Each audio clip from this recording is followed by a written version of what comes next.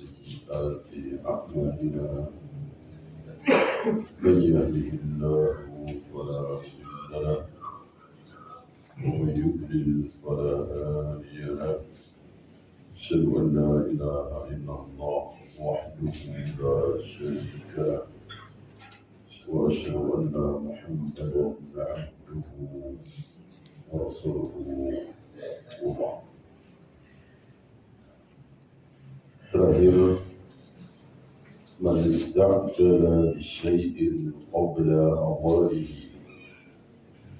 Barang siapa terburu-buru ingin mendapatkan hasilnya, maka Allah akan hukum dia. Dengan apa? Justru dengan tidak akan mendapatkan yang dia incar secara umum. Contoh-contohnya sudah banyak. Ummul walad, kemudian budak, mudabbar, kemudian ahli waris, termasuk ahli waris. Ketika ahli waris itu membunuh orang yang hartanya dia warisi, istri membunuh suami, anak membunuh ayahnya. Istri kan dapat waris dari suami, ya kan? Tapi karena dia bunuh suaminya itu, maka batal. Walaupun niatnya beda. Walaupun dia membunuh itu bukan dalam rangka supaya cepat-cepat dapat waris, tetap batal.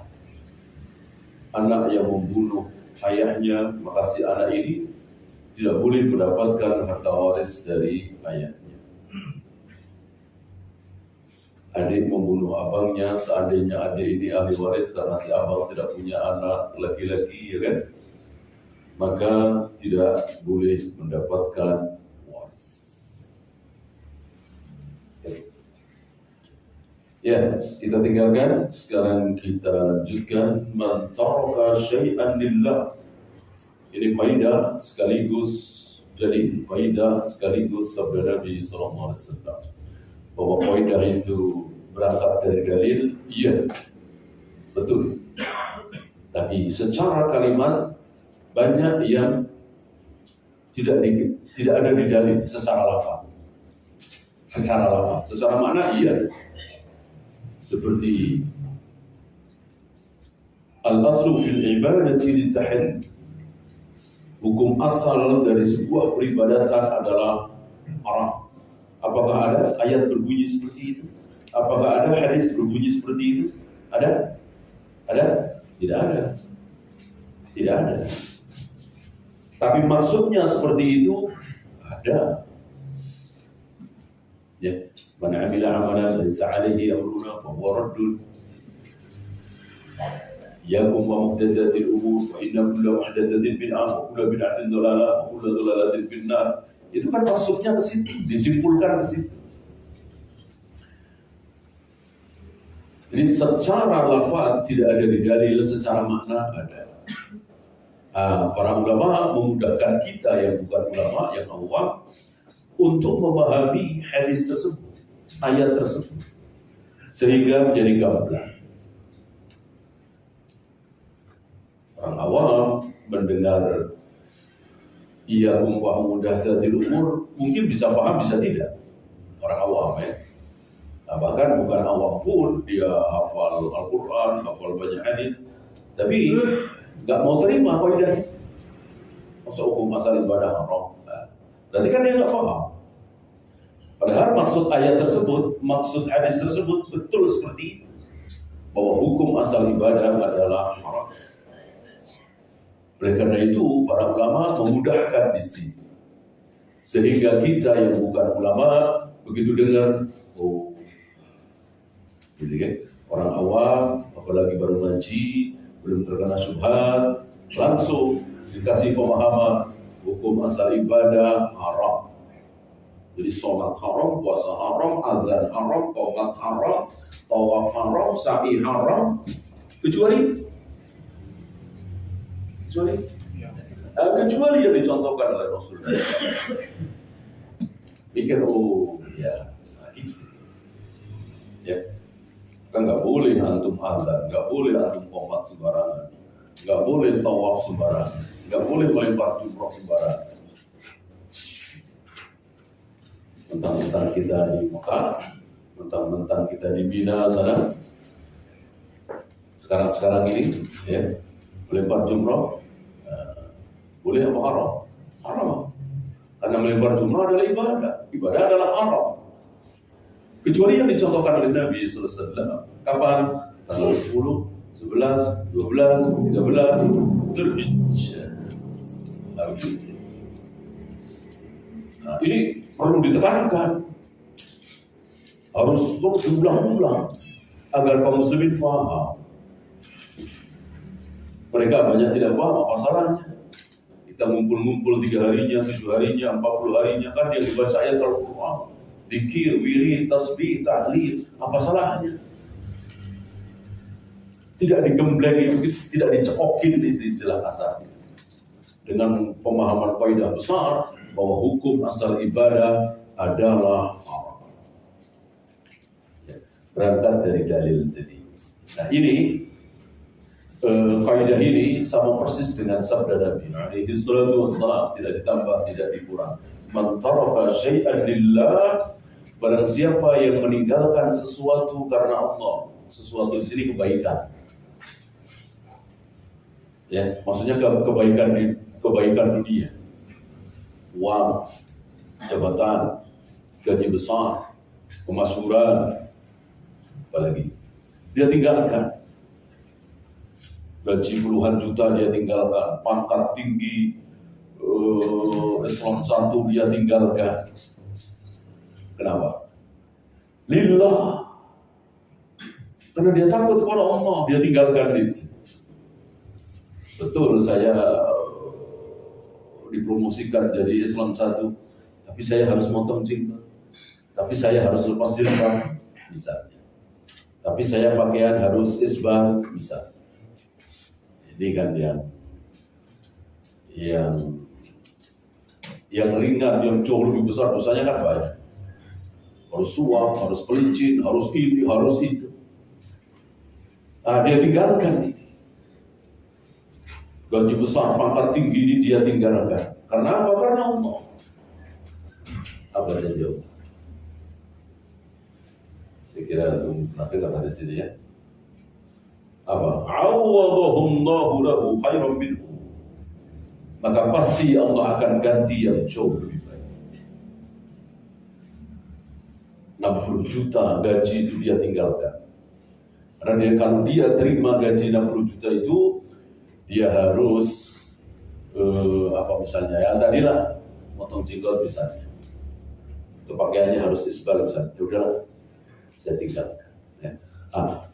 Kita harus yakin dengan sabda Nabi alaihi salatu wassalam. Masa utusan Allah bohong? Gak mungkin Nabi bohong. Pasti akan Allah ganti yang jauh lebih baik. Mungkin 80 juta, mungkin 100 juta, mungkin 200 juta. Tapi kan tidak sekarang. Allah nggak mengatakan, Rasul nggak mengatakan tunggu 3 hari lagi. Dan ada ustaz yang memastikan kayak gitu. Ya tunggulah 10 hari lagi. Ya jaminannya ayat Al-Quran betul. Man jaa bil hasanati falahu asyru amthaliha. Betul, barang siapa yang melakukan kebaikan akan dibalas 10 kali lipat. Jadi kalau sedekah 1 juta, Allah kembalikan jadi 10 juta. Dia tawar-tawarkan. Masuk nggak percaya ayat Al-Quran sabda Nabi. 10 juta, sedekah 1 juta. Cuman anehnya sedekahnya kenapa mesti lewat dia, gitu ya. Mestinya dia kasih tuh fakir miskin, terutama yang dekat dengan antum, apa keponakan, apa sepupu. Itu kenapa mesti lewat dia? Ya namanya orang awam aja. Masuk 1 juta balas 10 juta, Namanya awam nanya, kira-kira kapan Pak Ustaz kembalinya 10 juta? Ya tunggulah sebulan 2 bulan. Dia memastikan, nggak ada Allah dan Rasulnya memastikan sebulan 2 bulan. Ya kan? Sabar, tunggu terserah. Tahun 2 tahun, ya. Dan ingat bahwa rezeki adalah manfaat. Rezeki adalah manfaat. Betul nggak kelihatan itu 10 juta itu, tapi ada manfaat lain. Badan sehat, nggak sakit-sakitan, anak-anak pada baik, pada nurut, istri salihah, ya, dibawa ibadah taat, enteng, enak. Berapa puluh juta itu kalau dihargai. Gitu.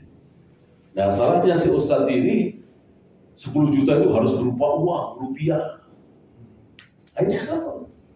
Emang badan sehat, makan enak, tidur nyenyak, bahagia, canda tawa dengan anak istri, itu bukan rezeki.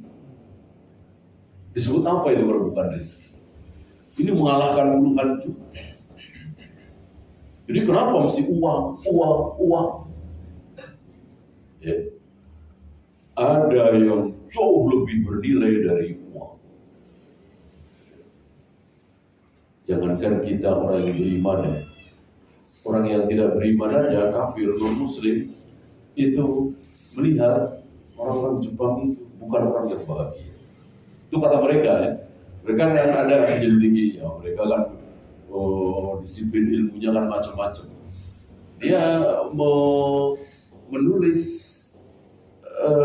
negara-negara yang berbahagia, versi mereka, ya. Ya mungkin bercanda tawa dengan keluarga, ya, senang-senang. Bukan orang-orang seperti orang Jepang, kayak robot. Jam 7 pagi sudah siap dengan pakaian kerjanya sampai sore. Malam senang-senang dugem dengan perempuan segala macam sampai jam 1 setengah. Nanti besok jam 7 pagi begitu lagi, rapi lagi sudah. Nah mereka ini sesama kafir ini mengatakan tidak bahagia. Apalagi kita kaum muslimin yang beriman. Jauh. Ternyata kebahagiaan itu bukan cuma dengan harta.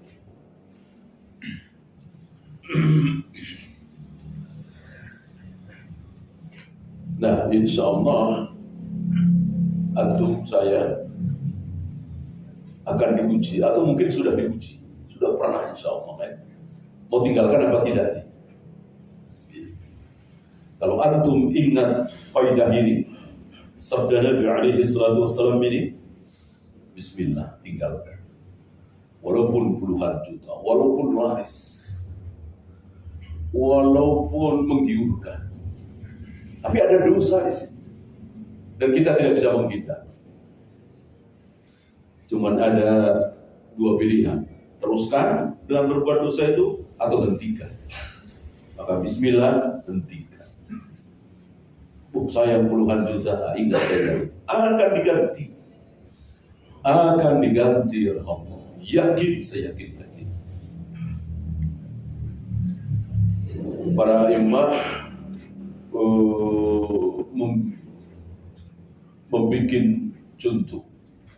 Salah satu contoh yang ditulis oleh para imam adalah, masih ingat? Hasan bin Ali. Hasan bin Ali meninggalkan sesuatu yang sangat besar kebaikan dunia. Gak ada seorang muslim pun yang punya itu kecuali dia, satu-satunya waktu itu. Karena seluruh dunia hanya boleh satu, apa? Khalifah. Sepeninggal Ali bin Abi Thalib terbunuh, kaum muslimin membaiat Hasan. Jadi dari Ali nggak langsung Muawiyah, ya, membaiat Hasan jadi khalifah, memimpin kaum muslimin. sebuah jabatan yang di dunia Islam cuma satu kan, khalifah waktu itu. Baru beberapa bulan beliau tinggalkan kebaikan besar, kebaikan dunia ini. Dan beliau tinggalkan ini karena Allah. Sebab kalau mengikuti hawa nafsu, siapa yang tidak enak, yang tidak lezat jadi seorang pemimpin? Mau dulu, mau sekarang, mau kapanpun, pemimpin itu nikmat, lezat. Ya, dimuliakan, dihormati, dinomorsatukan, dan seterusnya, dan seterusnya. Apalagi pemimpin hari itu kan gak ada yang recokin, gak seperti sekarang. Sekarang pemimpin itu ada yang recokin. Pemimpin itu bukan kekuatan tunggal. Ada 3 kekuatan kan, negara-negara demokrasi kan ada 3 kekuatan. Beda dengan Islam, ada 1 kekuatan, yaitu khalifah. Tidak digabungkan. Yang bikin undang-undang siapa setelah Al-Quran dan Sunnah? Ya khalifah ini. Yang mengamalkan siapa? Ya khalifah ini. Jadi luar biasa seperti raja. Tidak ada yang mengganggu. Tidak seperti hari ini. Nah, ini ditinggalkan oleh beliau. Meninggalkannya karena apa? Karena beliau melihat ada yang lebih senior, ada yang lebih mumpuni, ada yang lebih pantas, ada yang lebih jauh berpengalaman. Siapa? Muawiyah. Muawiyah. Maka beliau serahkan kekhalifahan ini kepada Muawiyah. Di sini tamparan keras bagi orang-orang Rafidah. Rafidah kan mencaci maki habis-habisan Muawiyah. Ya, jangankan Muawiyah, Abu Bakar, Umar, Utsman dicaci maki, dijelek-jelekkan, dikafirkan, apalagi Muawiyah. Sementara Hasan imam mereka kan, imam 12 itu salah satunya kan Hasan. Oh, ini kan tamparan luar biasa. Imamnya saja yang mereka puji-puji, yang mereka elu-elukan, yang mereka kultuskan sifat pada Muawiyah. Bagaimana mereka benci pada Muawiyah?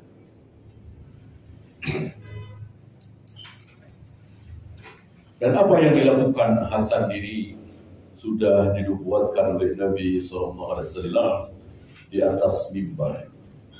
Ketika beliau di atas mimbar sedang khutbah, sepertinya khutbah Jumat ya, Hasan terjatuh lari-larian, namanya masih anak-anak ya, terjatuh di bawah mimbar itu, lalu beliau ambil, beliau gendong.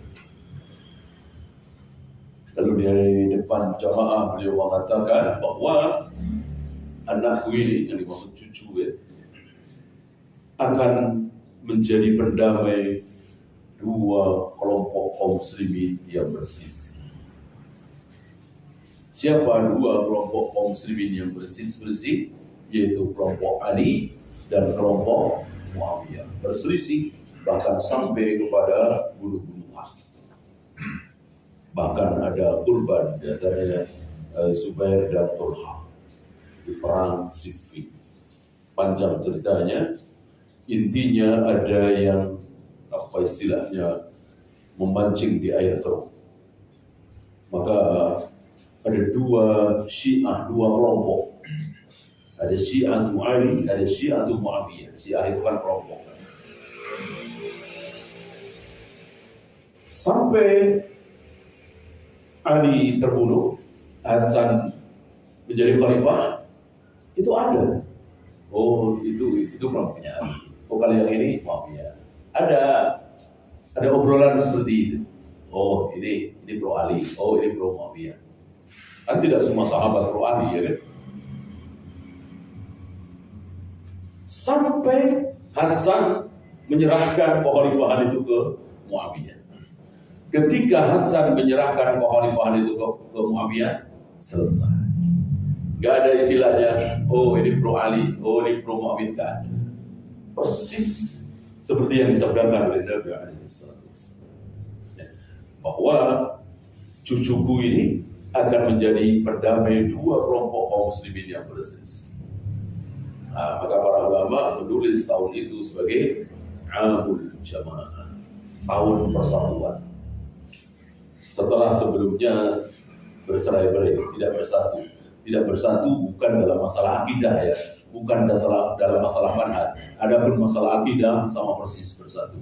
Dalam masalah manhaj sama persis bersatu. Para sahabat, para tabi'in. Ini cuma masalah ini.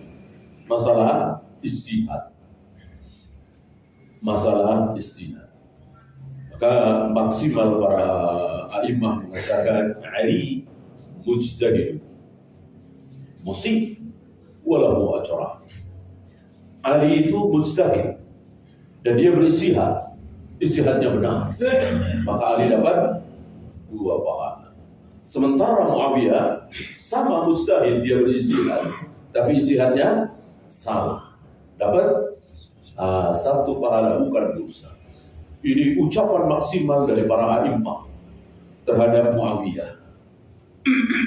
Gak ada yang mengatakan Muawiyah zalim, Muawiyah merebut hak Ali, Muawiyah gak tahu diri dan seterusnya. Enggak ada.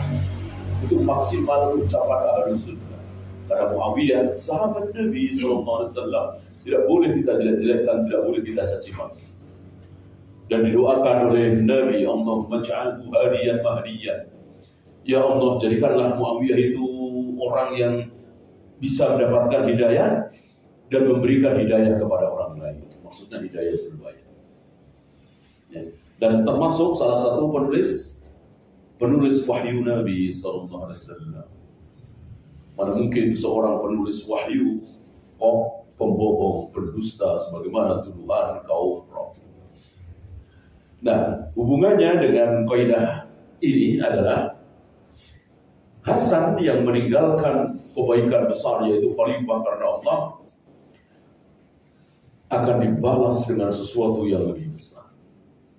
Tapi Allah berikan kepada anak keturunan Hasan yang namanya seperti namaku dan nama bapaknya seperti bapakku. Berarti Muhammad bin Abdullah. Namanya seperti namaku. Beliau namanya Muhammad kan? Dan nama bapaknya seperti bapakku. Bapak beliau kan Abdul. Berarti Muhammad bin Abdul. Yang bergelar Al-Mahdi atau Imam Mahdi. Jadi Imam Mahdi yang akan tampil memimpin kaum muslimin, membantai Yahudi dan Nasrani, membawa kaum muslimin kepada kemajuan, kebesaran, itu bernama Muhammad bin Abdullah Imam Mahdi, keturunan Hasan, bukan Husain, keturunan Hasan. Ini wahyu, ini sabda Nabi alaihi salatu wassalam, dan ini salah satu bahwa orang yang meninggalkan sesuatu karena Allah akan diberi yang jauh lebih besar. Kan luar biasa hari itu sampai Nabi katakan bumi dipenuhi dengan kebaikan dan keadilan. Setelah sebelumnya bumi itu penuh dengan keburukan, kezaliman. Zaman di mana kaum muslimin dipimpin oleh Muhammad bin Abdul Muhtadi, Imam Mahdi, zaman yang luar biasa baik. Dan beliau bertemu dengan Nabi Isa alaihi salatu wassalam. Kebaikan-kebaikan di zaman Nabi Adam muncul di situ. Apa di antaranya? Setangkai anggur itu kenyang dimakan oleh 8 sampai 10 orang. Saking berkahnya kebaikan di hari itu. Bahkan ada anak kecil bermain-main dengan singa. Kucing bermain-main dengan tikus. Ya. Kalau sekarang kan pasti kejar-kejaran tuh, pasti berantem ya. Kucing kayak kucing sama tikus gitu kan istilahnya. Nah hari itu saking berkahnya kucing main-main dengan tikus. Ya. keberkahan di hari itu. Dan itulah sudah zaman akhir. Dan semuanya belum nampak. Jadi belum nampak kedatangan Imam Mahdi, apalagi Nabi Isa, Ya'juj Ma'juj. Bagaimana ada seorang ustaz, tunggu sebentar lagi. Umur kaum muslimin itu sebentar lagi habis. Umur kaum muslimin itu kan cuma 1.500 tahun katanya. Sekarang sudah 1.400 sekian. Ya. Sebentar lagi Ya'juj Ma'juj belum muncul, Dajjal apalagi. Bahwa dekat, betul dekat. Jangankan kita, antara aku diutus kata Nabi dengan hari kiamat itu ada seperti ini, dekat sekali. Jarak antara aku diutus berarti 1.400 tahun yang lalu kan beliau diutus sampai hari kiamat dekat sekali. Ya memang dekat. Tapi dekatnya tentu bukan kitanya yang ukur. Ya, artinya begini, seandainya dari Nabi Adam sampai hari kiamat itu 100, seandainya ya, ini untuk menunjukkan saja, menggambarkan saja. Seandainya jarak dari Nabi Adam hidup sampai hari kiamat itu seandainya 100, ya mungkin Rasulullah Sallallahu Alaihi Wasallam, Nabi Muhammad, Nabi terakhir ini mungkin 95, mungkin 97, 99 mungkin. Maksudnya begitu perbandingannya. Bukan kemudian dengan mudah disimpulkan karena dekat, ya nggak sampai 1.000 tahun lah, nggak bisa seperti itu. Itu namanya rajman bil ghaib, mengira-ngira hal yang ghaib. Kalau Allah dan Rasulnya berbicara tentang sesuatu yang ghaib, kita imani saja. Jangan kemudian direka-reka, dikira-kira. Seperti Nabi mengatakan, Yahudi beramal dari subuh sampai duhur. Nasrani beramal dari duhur sampai asar. Kita kaum muslimin beramal dari asar sampai maghrib. Ya. Di sana yang terdekat kan antara asar dengan maghrib. Sedikit sekali. Nah, amal kita itu sedikit sekali. Apalagi dibanding dengan Yahudi. Yahudi dari subuh sampai duhur lama. Ya, maka kan ratusan tahun kan umur Nabi Musa dan umatnya, 500-an tahun. Kalau Nabi Nuh pada 1000-an tahun. Umat Nabi Muhammad SAW antara 60 sampai 70 tahun. Okay. Adakah yang meninggal sebelum 60? Ada. Adakah yang meninggal di atas 70? Ada. Tapi yang terbanyak mayoritas antara 60 sampai 70. Ini banyak disaksikan oleh beberapa orang. Sumber ambulan misalnya, pencatat kematian misalnya. Mereka mengatakan rata-rata kematian antara 60 sampai 70. Sudah Rasulullah SAW. Nah, dengan ucapan Nabi, bolehkah kita rajman bil ghaib, mengira-ngira? Subuh sampai zuhur ya kira-kira 5 sampai 6 jam. Zuhur sampai asar ya kira-kira 3 sampai 4 jam.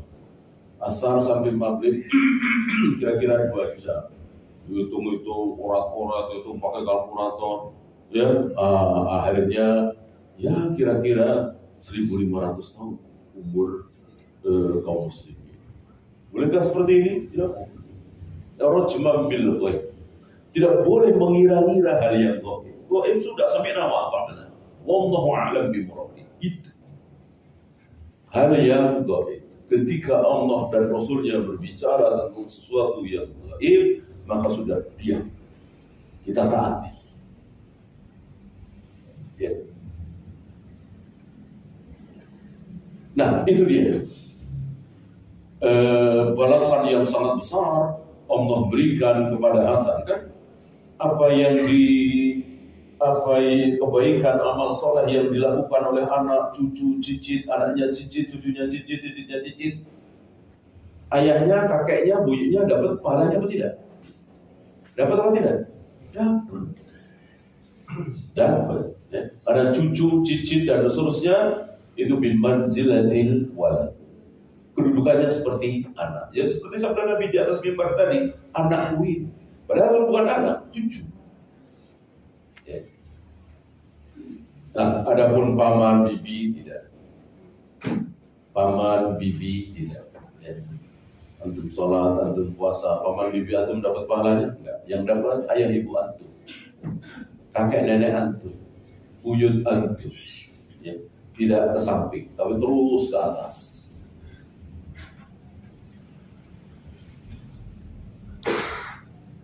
Ya, satu lagi. Inna Allah idza harrama syai'an harrama thamanahu. Jika Allah mengharamkan sesuatu, sama ini juga dalil. Jika Allah mengharamkan sesuatu, maka otomatis Allah mengharamkan pula apanya? Harganya, jualannya, manfaatnya. Allah haramkan babi misalnya. Dan seluruh manfaat dari babi, ya, kulitnya, kakinya, darahnya, bulunya, apapun, kok kita mendapatkan manfaat? Ya, berupa uang, atau tukar dengan makanan, atau kita pakai langsung. Ya, kulit babi dibikin apa gitu, tidak boleh. Sesuatu yang haram, maka kita tidak boleh mengambil manfaatnya dalam bentuk apapun. Ya babi, ya khamar. Maka dari khamar yang dikutuk oleh Allah, yang dilaknat oleh Allah dari khamar itu ada berapa? Peminumnya doang? Tidak. Yang meminum jelas, yang menuangkannya, yang membawanya, distribusi, yang menjualnya, yang membelinya, yang membikinnya, memerahnya. Apalagi ini bukan pembatas ya, yang tidak disebutkan oleh Nabi Sallallahu Alaihi Wasallam. Apa? Yang Nabi belum pernah sebutkan tentang khamar dan ikut dosa. Pasang billboardnya, khamar ini, bir ini, dia dapat manfaat dari itu, atau nggak dapat manfaat, bantu doang, dosa. Pokoknya sesuatu yang haram kita tidak boleh membantu dalam bentuk apapun. Jika bantuan ini menghasilkan uang, maka uang itu haram.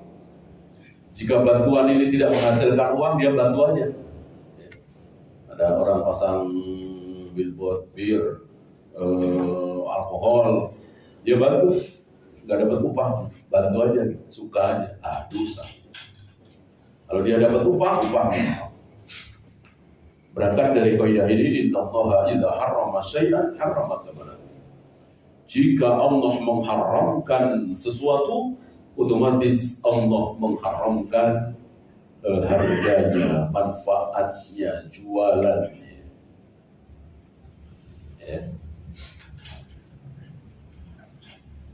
Ini yang haram aini, ya. Bukan yang hukmi. Karena haram itu ada zatnya, babi, khamar, bangkai. Ada haram yang hukumnya. Apa misalnya? Ya emas, uang. Uang bisa haram? Ya bisa. Antara uang haram dengan uang halal sama-sama 100.000, sama apa beda? Ya tentu sama-sama 100.000. Iya kan? Maka manfaatnya. Maka bodoh kita kalau kita tukar-tukar, ya kan? Misalnya kita dapat uang pembelian dari misalnya rentenir atau pegawai bank, ya. Ini haram nih, karena ini kan rentenir, ya. Ditukar dengan uang 100.000 tukang bakso. Gitu. Ini sebuah pembunuhan. Dan sama aja 100.000. Haramnya bukan itunya, tapi hukumnya. Gitu. Dan haram bagi dia, tidak haram bagi kita. Ucapan Ibnu Mas'ud. Ketika beliau ditanya, bagaimana kalau kita diberi makan oleh orang yang kasabnya riba? Ya, kalau kita sekarang rentenir atau pegawai bank, Ibnu Mas'ud menjawab haram bagi dia, halal bagi kita. Bagi dia haram. Yang dia makan itu makanan haram, orang hasil rentenir. Nah, ketika makanan itu diberikan kepada kita, hasil rentenir itu halal bagi kita, haram bagi dia. Karena apa? Karena kan sama-sama nasi. Kecuali babi atau khobar atau bangkai, ini kan sama nasi dengan telur, mana haramnya? Nah, maka yang haram itu adalah bukan zatnya tapi hukumnya. Berdosa bagi dia orang hasil dia riba, bagi kita tidak, orang dikasih. Nah, ini mengambil dalil Nabi mau makan di rumah wanita Yahudi rentenir. Rata-rata Yahudi itu kasabnya riba. Istilah kita rentenir, kan belum ada bank hari ini. Rentenir sudah ada. Nabi tahu si wanita ini rentenir, dan Nabi disuguh makanan dan beliau makan.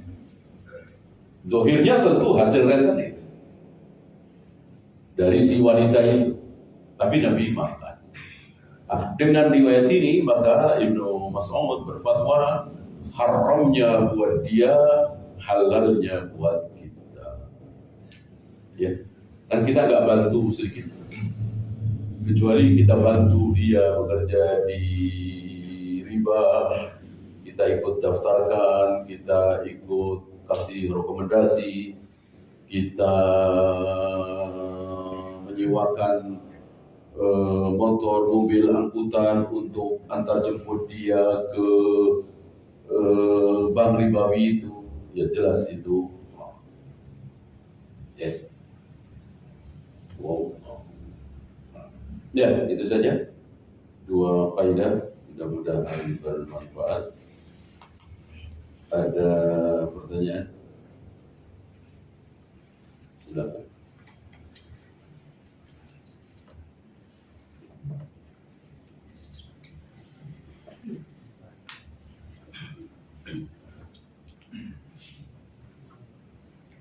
Bagaimana menjawab syubhat bahwa katanya panutan ulama kita adalah Nabi bukan sahabat? Karena sahabat ada yang terjerumus ke dalam dosa zina, bahkan saling membunuh di perang Siffin. Ijma'nya bukan individunya, bukan individu sahabat, tapi ijma'nya. Kalau individu sahabat ya tadi Ma'is ada yang berzina, gitu. Kemudian tadi yang saling membunuh dalam perang Siffin. Apalagi Abu Bakar kan persaksiannya nggak diterima. Berarti kan rendah kan? Kita aja kalau jadi saksi sah. Abu Bakar itu kalau jadi saksi nggak sah. Gitu. Kenapa? Ada Abu Bakar dan dua orang temannya melihat Fulan dan Fulana berzina, lalu datang ke Umar. Betul-betul berzina ya. Tiga orang ini melihat, lalu datang ke Umar agar Fulan dan Fulana ini direjam atau dicambuk kalau belum nikah. Umar nanya, mana satu lagi? Mana satu lagi? Karena sebuah perzinahan itu harus direjam kalau disaksikan oleh minimal 4 orang laki-laki. Ini baru 3. Ini baru 3. Salah satunya Abu Bakar. Abu Bakar antum tahu ya, yang sudah rukuk sebelum sampai saf itu. Cabut persaksian kalian. Kalau tidak, justru kalian yang aku cambuk 80 kali. Kan kaidahnya begitu. Jika ada orang mengatakan si fulan dan fulanah berzina, kok tanpa 4 orang saksi, maka dia dicambuk 80 kali. Nah, yang 2 orang karena takut dicambuk persaksiannya. Abu Bakar nggak mau, mungkin belum tahu faidah itu. Nah, maka Abu Bakar dicambuk 80 kali oleh Umar dan persaksiannya tidak boleh diterima. Ya, jadi seumur hidup Abu Bakar itu kalau bersaksi nggak sah. Saksi nikah, saksi yang tadi nggak sah. Itulah para sahabat, ya, individunya. Maka kita mengikuti Rasul dan para sahabat, yang dimaksud Rasul dan ijma' sahabat. Kalau ijma' sahabat nggak mungkin sah. Siapa yang jamin? Allah Rabbul Alamin. Ya walisan Nabi alaihi salatu wassalam, la tastami ummati ala dhalalah. Tidak mungkin para sahabatku bersepakat dalam kesalahan. Maka jika para sahabat sepakat, pasti benar, seolah wahyu. Orang berdasarkan wahyu, dijamin wahyu. Apakah para sahabat sepakat membaiat Abu Bakar sebagai khalifah sepeninggal Nabi? Sepakat apa tidak? Sepakat. Maka ini wahyu, pasti benar. Apakah para sahabat sepakat untuk mengumpulkan Al-Quran dalam satu mushaf? Sepakat. Satu pun nggak ada yang bantah. Apakah padahal ini nggak ada di zaman Nabi kan? Nggak ada di zaman Nabi. Secara sharih Nabi juga belum pernah mengatakan jika aku meninggal, yang berhak menggantikan aku sebagai khalifah adalah Abu Bakar. Nggak ada ucapan Nabi seperti itu. Ya, hanya kolinah aja, petunjuk-petunjuk saja. Tidak sharih, tidak vulgar tegas seperti itu, tidak. Apakah para sahabat sepakat berjamaah salat tarawih setiap malam di bulan Ramadan? Jawabnya sepakat. Walaupun di zaman Nabi belum pernah tiap malam, paling 2 malam, paling 3 malam. Maka ini dan kesepakatan sahabat ini tidak perlu dengan apa istilah kita, tanda tangan para sahabat, cap jempol para sahabat, semuanya tunjuk jari setuju, nggak perlu. Ya, sesuatu dikatakan kesepakatan sahabat jika ada seorang sahabat berbicara tentang agama ini, lalu tidak ada yang menyangkal, tidak ada yang membantah. Gitu. Ketika Ibnu Mas'ud misalnya sepeninggal Nabi mengganti Assalamualaikum ayuhan Nabi wa rahmatullahi wa barakatuh dalam at-tahiyat, diganti oleh Ibnu Mas'ud menjadi Assalamualaikum Nabi wa rahmatullahi wa barakatuh. Ibnu Mas'ud seorang diri riwayat itu, tapi nggak ada riwayat dibantah oleh Abu Hurairah, dibantah oleh Ali bin Abi Thalib atau Ibnu Abbas atau Abdullah bin Amr bin As atau Aisyah membantah. Nggak ada riwayat, maka sudah cukup dikatakan ini ijma'. Dengan istilah tersendiri, ijma' subuti, ijma' secara diam. Mana faedahnya? Ketika diam berarti setuju. Ketika diam berarti setuju. Dan banyak seperti perbuatan sahabat, ucapan sahabat seorang diri, tapi tidak ada bantahan dari sahabat yang lain. Maka bisa dikatakan itu ijma'. Ya. Nah, kecuali ada bantahan, nah itu perlu dibahas. Ya. Maka kembali kepada faedah bahwa jika para sahabat hanya ada satu pendapat dalam sebuah permasalahan, maka haram bagi siapapun, haram bagi Imam Syafi'i, haram bagi Imam Bukhari, haram bagi siapapun membuat pendapat kedua. Pasti salah. Nah, sebaliknya, jika para sahabat dalam sebuah permasalahan ada dua pendapat, maka haram bagi siapapun membuat pendapat ketiga. Pasti salah yang ketiga. Yang benar ya di antara dua tadi. Kalau yang pertama, kedua, nggak mungkin ketiga. Dan begitu seterusnya. Bagaimana hukum memakai uang kotak amal masjid dipakai untuk makan-makan gratis di masjid? Ini tidak amanah. Ini tidak amanah. Kalau mau umumkan, ini kan uang jamaah ya kan? Para jamaah mohon keikhlasannya ya. Uang bapak-bapak nanti akan dibuat makan-makan gratis lah kalau sisa. Nah, ini amanah ya. Karena hukum asal apa orang nyumbang itu buat apa sih? Ini secara uruf saja lah. Tentu buat listrik, buat kebersihan, ya, buat gaji karyawan. Secara uruf orang lah. Nggak mungkin buat makan-makan. Ya, maka jangan pakai kotak besi. Ya kita saweran kalau buat makan-makan. Karena ini kan mesti betul-betul dari masyarakat, dan kecuali perusahaan atau sekolahan, mungkin kan. Kalau sekolahan kan ya bukan dari masyarakat. Kalau ada yang nyumbang ya 1-2 ya kan. Sekolahan, yayasan, mungkin kan dari SPP memang jual beli ya kan, jual jasa ya, namanya sekolahan kan. Kalau masjid jangan. Dan ini bukti kebenaran sabda Nabi alaihi salatu wassalam. Salah satu ciri dosa apa? Dosa yang ghairu maktuh ya, bukan dosa maktuh ya. Salah satu ciri dosa, kalau ingin tahu dosa itu kayak apa, itu apa? Kita nggak mau orang lain gitu. Kita nggak mau orang lain tahu, pasti pengurus nggak mau. Kalau jamaah tahu ini uang kotak amal buat makan-makan, pasti malu ya kan? Nggak berani ngumumin ya kan? Saudara Rasulullah SAW. Jadi kalau kita nggak mau apa istilah kita transparan gitu, nah berarti itu ciri-ciri dosa. Coba kalau buat yang lain kan diumumkan, ya. Buat gaji karyawan sekian, buat kebersihan sekian, buat listrik sekian, telepon sekian, gitu kan diumumkan. Makan-makan biasanya malu, buat makan-makan pengurus sekian, ya. Nggak enak, gitu. Padahal ada juga di situ. Paling diselipin gitu ya. Ini kan jadi tidak amanah, tidak jujur. Maka yang terbaik jangan.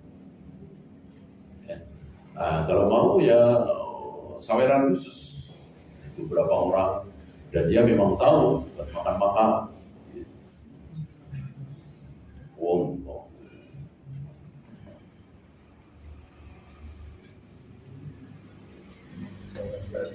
Ya. Assalamualaikum warahmatullahi wabarakatuh. Mohon penjelasan mengenai kalau ada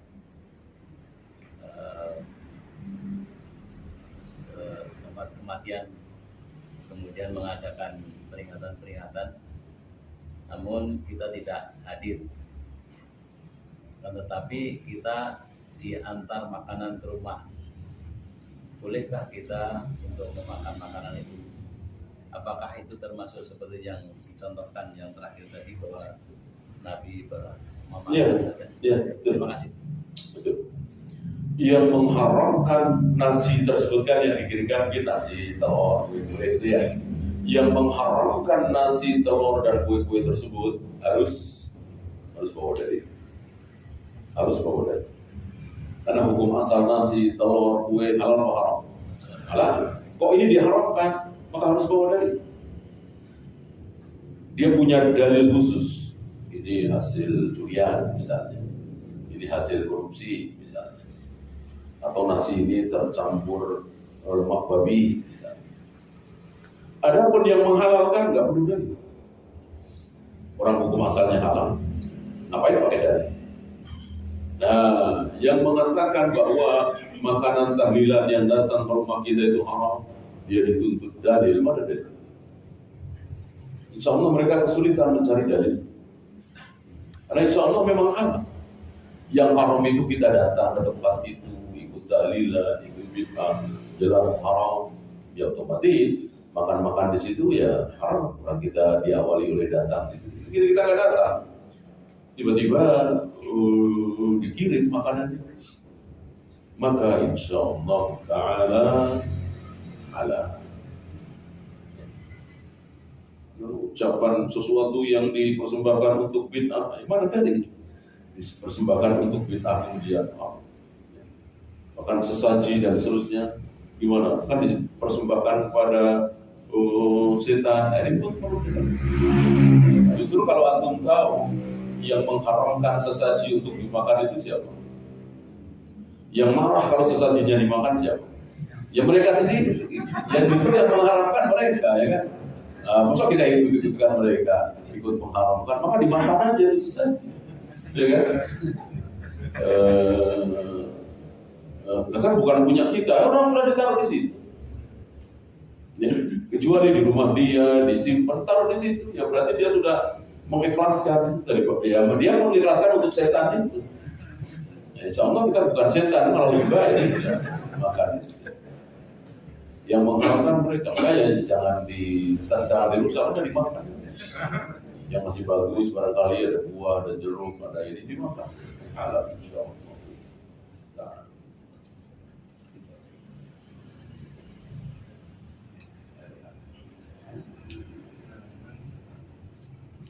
Lagi habis, kalau habis kita akhiri, Assalamualaikum warahmatullahi